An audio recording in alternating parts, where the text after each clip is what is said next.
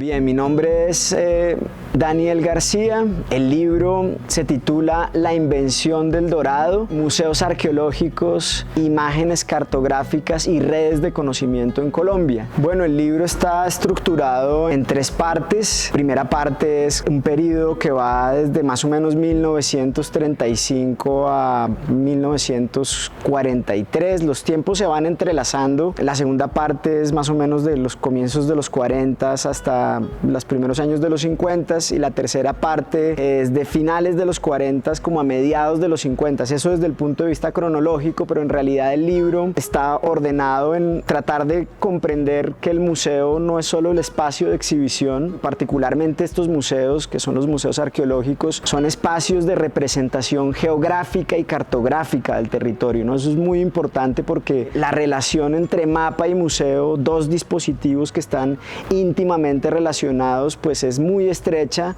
y ambos tienen que ver también con la invención y el fortalecimiento, la consolidación de los nacionalismos. Entonces el museo es espacio de exhibición, es espacio de representación geográfica y cartográfica del territorio, y en tercer lugar el museo es un espacio de negociación entre lo local y lo global. Nunca un museo se desarrolla, digamos, de manera aislada o independiente. El museo es un lugar de cruce con instituciones y con actores que están en otras latitudes, ¿no? Entonces, en la primera parte del libro trato de reconstruir los diálogos entre el Museo Arqueológico y el Museo del Oro con Francia y con México, instituciones importantes en Francia como el Museo del Hombre, pero también los diálogos con México que no se habían abordado lo suficientemente, y con este trabajo en archivo que hice en México encontré un diálogo interesante. En la segunda parte los diálogos se amplían, entonces también hay un diálogo importante con museos estadounidenses como el Museo de Brooklyn,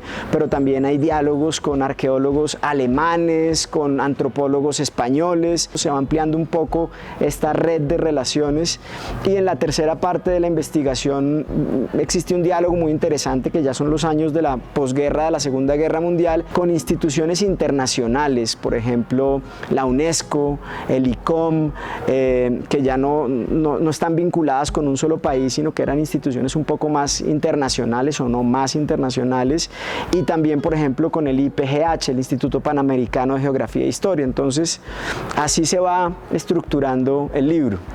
Encontré que era muy interesante investigar el pasado indígena, sus tradiciones, su cultura material y por supuesto también el presente, y eso se fue también materializando por la relación con la historia del arte, pues con una historia más reciente que tiene que ver con cómo los museos, las instituciones conciben una idea de patrimonio y unas formas de exhibición. Entonces esos 2 intereses se fueron encontrando y de ahí surgió la investigación. Una de las conclusiones del libro, lo que pude encontrar, el proyecto del Museo Arqueológico se fue debilitando, fue desapareciendo, mientras que el proyecto del Museo del Oro fue creciendo, se fue haciendo cada vez más significativo, hasta el punto de que hoy podemos decir que es el museo de arqueología más importante del país y con sus filiales. Y yo creo que el museo ha hecho un esfuerzo muy grande en asumir todo ese legado del Museo Arqueológico Nacional, ¿no? Que sea un museo que no exhiba los objetos arqueológicos